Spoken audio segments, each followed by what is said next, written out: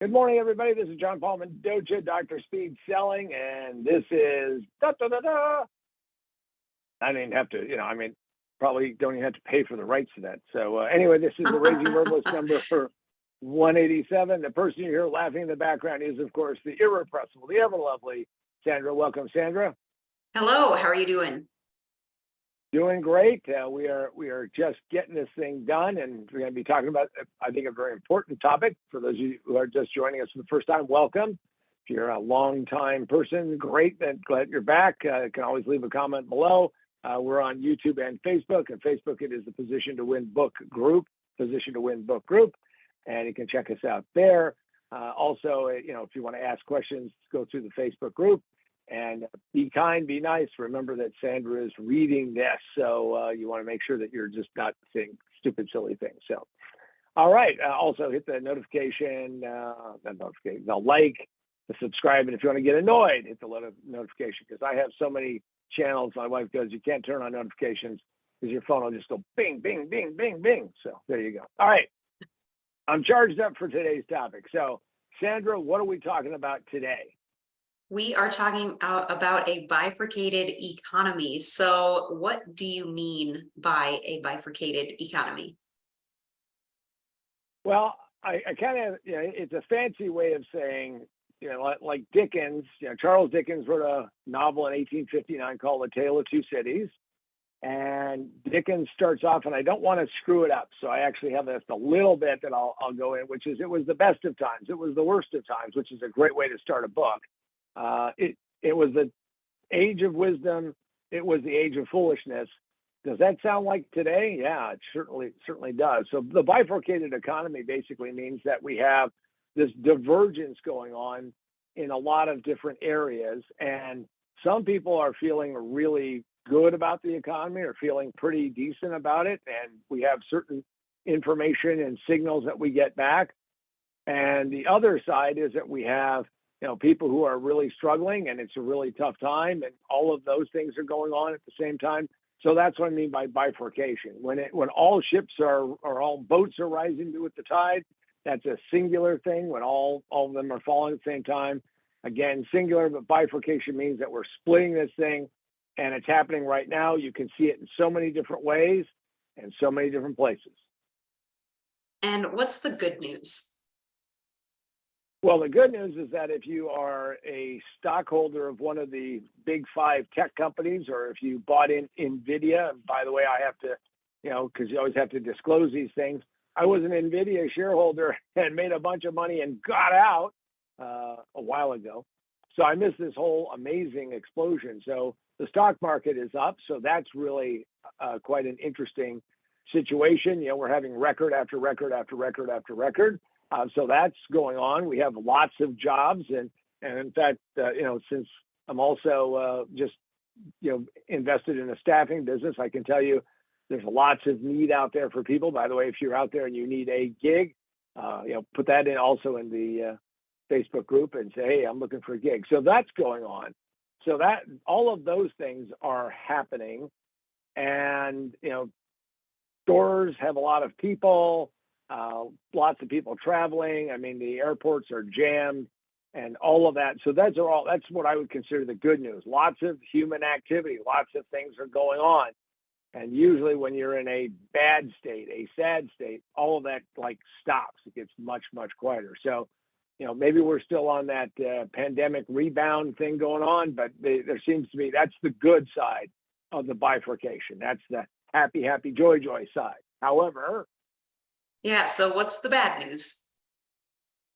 Well, the bad news is that we have what was once called transitory inflation and lots of people trying to talk down prices. I can tell you that prices have gone up steadily. Yesterday, I just experienced that when I went to the supermarket. I bought some bread, the kind of bread that we've been buying, and the realization hit me because I had to actually do the math. I mean, it's up 40% from where we used to buy it just about a year and a half ago, 2 years ago. So it's not transitory. Inflation's real. Inflation is, as they call it, sticky. By the way, whenever you see these month-to-month things and everybody cheers, oh my goodness, instead of it being up this percentage, it was up only this percentage, and there's this stuff. Well, all that stuff gets revised, and you got to make sure that you keep track of that if you want to. But I can tell you that it is a serious issue, and inflation remains a sticky problem. The other thing that's happened is that interest rates are up, and I can go through so many different areas that interest rates affect people. How about if you're going to buy a house, if you're going to buy a car, if you're buying anything on time payments? Americans, the world lives on time payments. I mean, the fact that people say, well, I'm going to go, buy this for cash. Well, I can tell you, lots of people don't do that. So the interest rates are up. We're seeing that. People I know who are in the mortgage industry tell me that, the refi business is gone. I mean, obliterated, history toast out of there, because why would anybody refinance? Also, on the bad side is that if you own a house and you have a low interest loan, and now it's relative because they're up to like 7-8% and that assumes you have good credit, by the way. But when you have something that's like 4% or less or somewhere in that range, I'm not saying that you're stuck, but it's going to be tough for you to move from one location to another, because no matter what you do, you will be paying more money for your housing, and that's a bad thing. And so that's a troublesome negative of what's going on. That is part of the bifurcation. And if anybody thinks that inflation isn't a problem, it's because you don't have a perspective on it. You haven't seen it before. So now I'm afraid to ask, but what's the ugly? Well, the ugly is that we have crazy debt around the globe. We have all these governments, all these people who are spending money that doesn't exist. The U.S. government, in spite of what the current administration wants to talk about, is that it looks like we're going to wrap up this fiscal year, which for those of you who don't really pay close attention, that will be September 30th, the year ends. And we're going to have a 2.25 trillion with a T deficit for this year.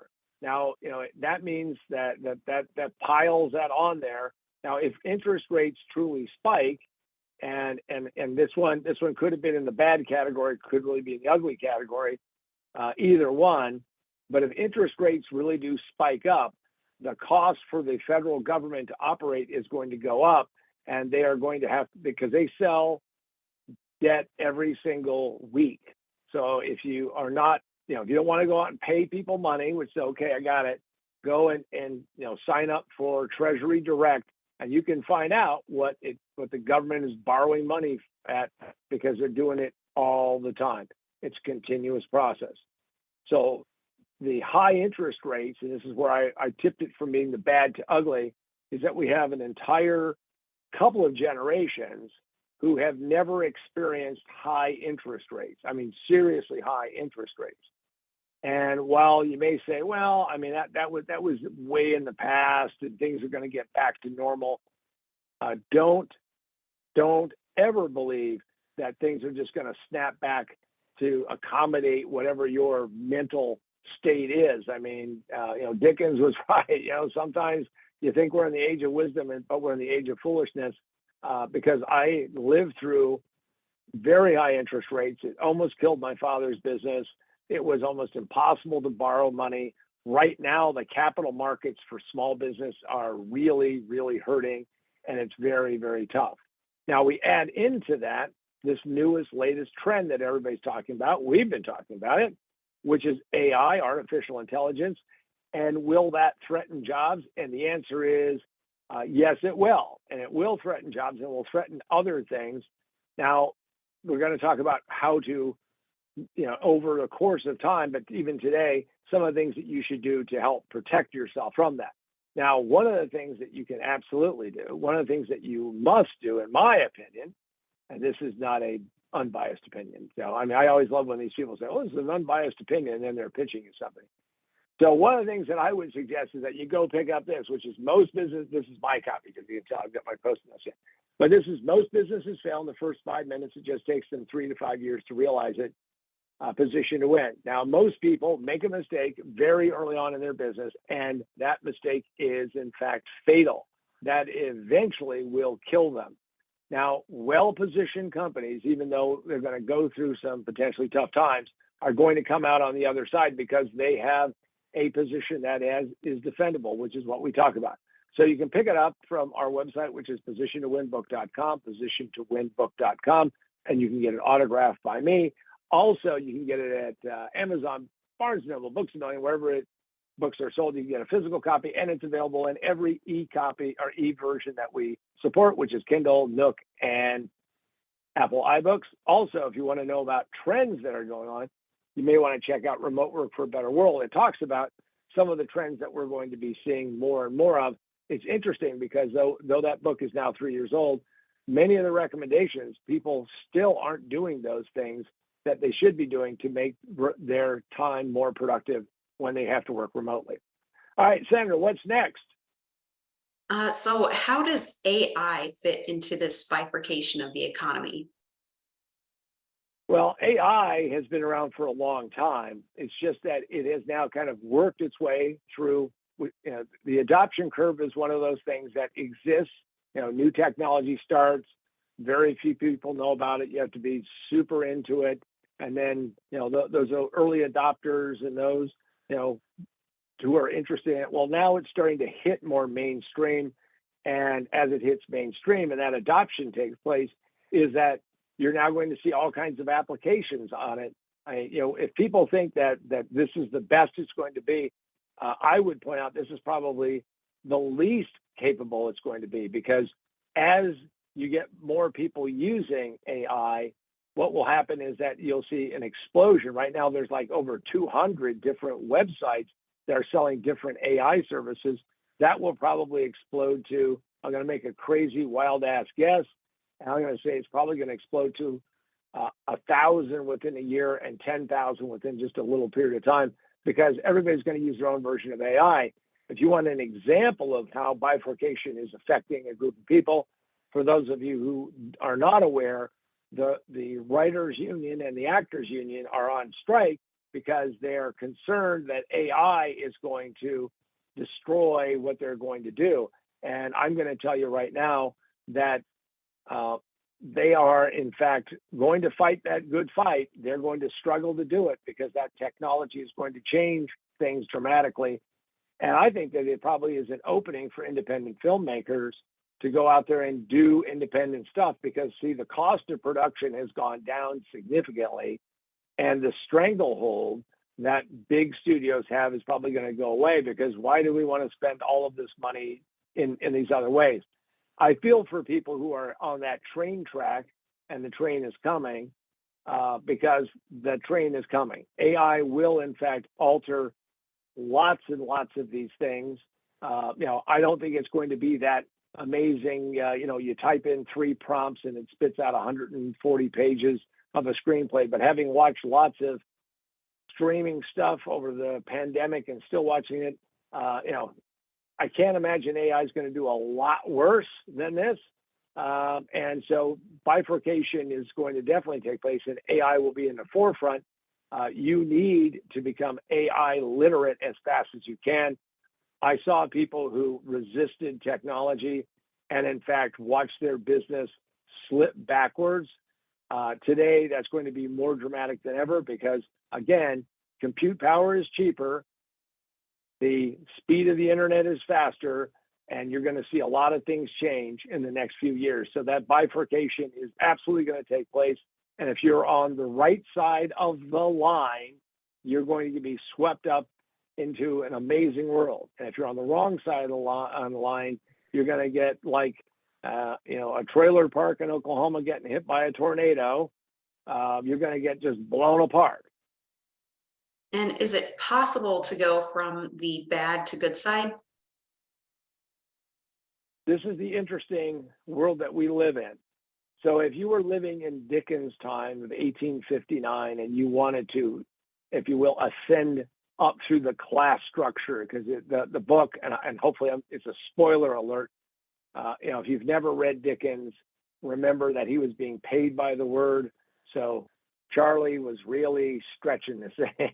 He was like, okay, how many words can I get? I need how many words to pay my bill? And in those days, it would have been virtually impossible. But today, you need to adopt what I call learning to learn. You need to become better at learning and absorbing more information. Now, it's great if you can type something into Google. It's great if you learn how to go and do a prompt or two and work with ChatGPT or Bard or Bing or whatever. I'm going to tell you, you need fundamental skills. And the more that you build those fundamental skills, you can go from the bad to the good. The barrier, by the way, is going to be significantly lower than it was in any past generation. And that means that there's upward mobility, but there's downward, I guess, dissension, if you will. So learning to learn is an absolutely critical thing. You need to put together a plan every single day, and you need to work at jamming more into this, into your cranium, and getting better at this. And make sure that you learn to learn. And when you do that and you keep expanding upon that, what you'll find out is that it is possible to go from the ugly to the bad to the good, and actually can go beyond that to something that's spectacular. But it's on your shoulders, and it is up to you individually to do that. And what can a business do to deal with this kind of split economy? Best thing you can do as a business is to get back to some fundamentals. What business are we in? Why do people give us money to do what we do? How do we build ourselves a defendable position in the marketplace? How do we watch who our competitors are? And most importantly, how do we deliver excellent customer service? We have seen that the marketplace demands this. We see the fact that Amazon, it being a massive company and having done, the update is they did like $12.8 billion in, their 2 Prime days. Those are crazy numbers. And all I'm saying to you is you have to learn how to improve your customer service at the same time, or improve your customer experience. Let's just call it that. And at the same time, cut your costs. So this means that you have to learn how to use technology better and smarter, and think global, not necessarily just local. And this is, I think, one of the biggest things you can do as a business, and make sure that you keep developing. And this is a really critical part. Make sure that you develop systems and processes and methods, so therefore you can deliver those results and be able to survive, because this world is going to continue to go through a great deal of upheaval and turmoil. Things that we weren't even thinking about were going to happen until maybe 2035 or 2040 or 2050, knocking at our door right now. And what can an individual do to make sure they don't get trampled by this trend? The thing that you have to be most concerned with, the thing that I learned so many years ago, is that my best mentor, the best guy who I ever worked for, Big Joe, and Big Joe was amazing. In fact, I gave him a plaque at a sales meeting. Nobody usually gives the sales manager, they give out the plaques. And by the way, when he passed away, his wife gave me that plaque, which I have. And it says master of the game. What you need to do is you need to become a master of whatever game that you're playing, whatever game that you're going to be in, and you have to be on top of that. You are the only one in charge of your career. Now, that may mean that you're going to have to make certain sacrifices. That may mean that you're going to have to do other things. But what you never want to become, and this is one of the things that I told him when I met him and we got to know each other, I'm going to learn things from you that I will absolutely do for the rest of my life, because they're so amazing and so powerful. And there are things that I'm going to observe and learn from you that I never want to do. And one of the things that happened late in his career, sadly, is that he became irrelevant to the marketplace. And if you don't want to become irrelevant, what you need to do is you have to understand that this is a race, that every day you have to, put on your running shoes, your metaphorical running shoes, and you have to go out there and run this race to the best of your ability every single day. You cannot ever stop this. You cannot ever pull back from this. Every single day is an opportunity for you to add and become more successful than you were before. Will you have setbacks? Absolutely. Are you going to have issues? Absolutely. Can you control the economy? Can I give you a magic wand and you can do that? No. But what you can understand is that the world is not going to wait. You have to catch up. and you have to run that race as strong as you possibly can. And if you do that, then you'll understand that you're going to be on the good side of the bifurcated economy and not the bad side. And for myself, John Paul Mendoza, Dr. Speed Selling, and the ever lovely Sandra, this has been the Raging Verbalist number 187. Look forward to seeing you in the very next one, and we wish you great success in these very interesting times.